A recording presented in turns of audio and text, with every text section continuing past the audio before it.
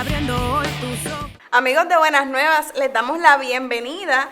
Estamos aquí en una entrevista súper especial con el pastor Nelson Luquis, quien es nuestra portada para el mes de diciembre. Bienvenido, pastor. Gracias, Heisha, y saludo a la gente linda de Buenas Nuevas. Deseamos conocerle un poco más el ministerio, sus proyectos, los planes futuros. Y vamos a comenzar con cómo nació el ministerio. Sabemos que muchas personas lo conocen a través de sus personajes, a través de las obras de teatro, pero ¿cómo nació? Pues mira, ya vamos a cumplir 23 años de ministerio. Wow. Comenzamos un grupo de jóvenes, como yo sé que pasa mucho en nuestras iglesias, que tenemos un sueño, que tenemos un deseo, que tenemos una pasión, y de repente empezamos a unirnos, empezamos a unir esas inquietudes, y formamos lo que en el 1990 se llamó el Grupo Talleres. El Grupo Talleres combinábamos distintas disciplinas del arte, sin haberlo estudiado, sin conocer realmente lo que estábamos haciendo.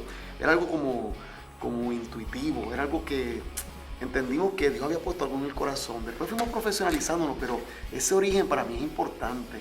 Y prácticamente ahí fue que nació toda esta gran pasión por las bellas artes. Y en ese tiempo, ¿cómo era el teatro? Bueno, no se hacía teatro cristiano en los teatros, realmente se hacían dramas dentro de las iglesias. Entonces era interesante porque aspirábamos a eso. Te hago unas anécdotas bien sencillas y refrescantes. Utilizábamos, por ejemplo, las luces. Yo sé que mucha gente se va a identificar conmigo. Utilizamos las latas de jugo. ¿Okay? Y le metíamos unas bombillas adentro, y esos eran los focos del teatro. Yo creo que mucha gente pasó por esa escuelita. Significa que eso, aspirábamos a llegar al teatro algún día, pero en las iglesias se hacían muchos dramas y espectaculares.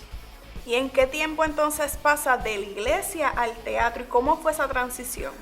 Pues mira, fue una transición atrevida, yo creo que esa es la palabra. Yo creo que cuando Dios llama, ponen en uno, como dice la palabra, el querer como el hacer. Y nosotros en el 1994 llegué por primera vez al Teatro Braulio Castillo en Bayamón a hacer una obra que se tituló Empleo 94. Era una obra con carácter misionero. De repente, sin querer queriendo, porque no se hizo con esa intención, la obra tenía unos elementos de comedia. No era una comedia, pero tenía unos elementos de comedia, y a la gente le gustó eso. Entonces comenzamos a desarrollar este movimiento, ¿verdad? A partir de ese momento, vimos como que el gusto de la gente y dijimos, podemos comenzar por aquí. Y ese fue nuestro inicio en el Teatro Braulio Castillo.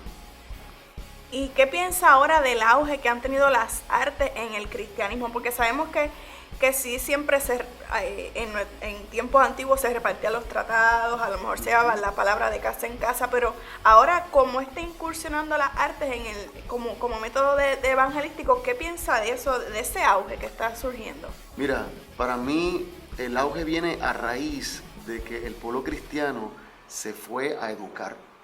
La clave era la educación.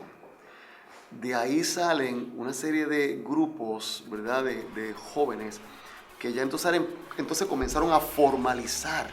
Entendieron que el teatro, el drama y obviamente otras disciplinas del arte, como la música, ¿verdad? Porque si te fijas, esto ha sido una ramificación en varias facetas del arte. El cine, la fotografía, la literatura. Pero importante fue que hubo una generación que comenzó a educarse. A raíz de ese tiempo empezamos a descubrir que oye, esto tiene que llevarse a otro nivel, esto tiene que profesionalizarse. Y de verdad yo me siento orgulloso de esa generación que dijo, vamos a tomar el batón, este próximo tramo, y fueron a estudiar todas esas carreras, y luego tomaron su talento y empezaron a invertirlo en el reino de Dios. Y eso, para mí, esa ha sido la clave del éxito de las bellas artes en Puerto Rico, las artes cristianas. Y de todos los personajes que usted ha podido hacer, ¿cuál le ha tomado más, cuál ha sido más difícil? ¡Qué preguntazo! Pues mira, me cogiste. Mira, si hablamos de los personajes que yo hago en mi carácter personal, no que pertenece a una obra de teatro, yo te diría que el más difícil es Piro Camacho. Piro Camacho es el salserito, el cocolo ¿verdad? El eterno recién convertido, porque hay personajes que representan. Usted ve el Chavo del 8, el Chavo del 8 siempre tiene la misma ropa. Pues así mismo tiene las mismas características, siempre tiene hambre, ¿ves? Pues Piro Camacho es el eterno recién convertido, porque representa ese sector del mundo, de la gente que se convierte al Señor, pero uno tiene que tenerle paciencia y uno tiene que saber llevarlo. Entonces, si él madura, pues ya pierde el sentido de por qué fue realizado ese personaje. Entonces hay gente que no entendía eso. La gente quería que madurara la cañona, pues como muchas veces pasa, ¿verdad? Con gente que se convierte y no le damos el espacio. Entonces, hacer ese personaje siempre ha sido difícil porque la gente no entiende que es un eterno recién convertido que necesita precisamente la cobertura del pueblo de Dios. Ahora, si voy a las obras de teatro, obviamente el más difícil, yo pensando acá rapidito, me parece que el cieguito que interpreté en los baños, permiso, ¿dónde está el baño?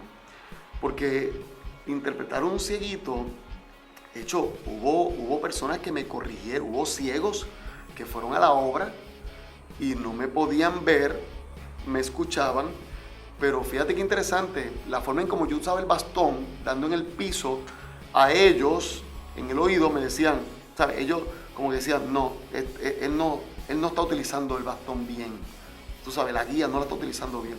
Y me hicieron las observaciones y yo se las agradecí grandemente. Fue un personaje muy retante. Pastor, ¿y se puede decir que cada uno de sus personajes tiene algo de Nelson Lucky? Qué tremenda muchacha, esa pregunta tuya, ¿qué es eso? Tremenda pregunta. La realidad es que sí, tienen alguito. ¿Por qué? Te explico. Yo utilizo muchas veces, consciente o inconscientemente, utilizo mis personajes también para desahogar mi alma. Esa es una de las cosas maravillosas de la actuación, que tú desembocas ahí, tú manifiestas tantas cosas y a veces pues uno saca, ¿sí? Por ejemplo, el doctor Félix Casado, que es el personaje mío cumbre, muchas de las cosas que ocurren ahí es un desahogo mío de mi matrimonio, señores, o de cosas que yo he hecho también, de la cual tengo que arrepentirme y hacer, ¿verdad? Como que buscar esa forma de reconciliar.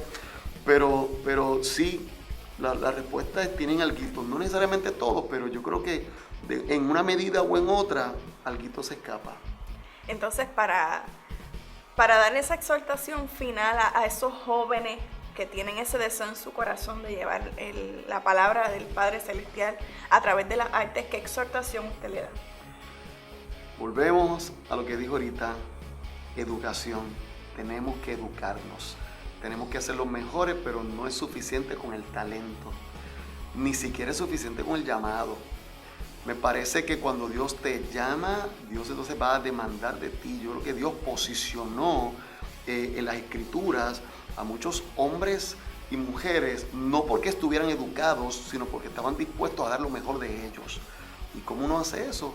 Educándose. Lo segundo que recomiendo es que hay que creerle a Dios por cosas grandes. Si Dios te hizo un llamado, tienes que entender que ese llamado no es para ti, es para el reino. Entonces, hacer todo lo que está a tu alcance. Y tercero, tenemos que aprender a multiplicarnos en otros.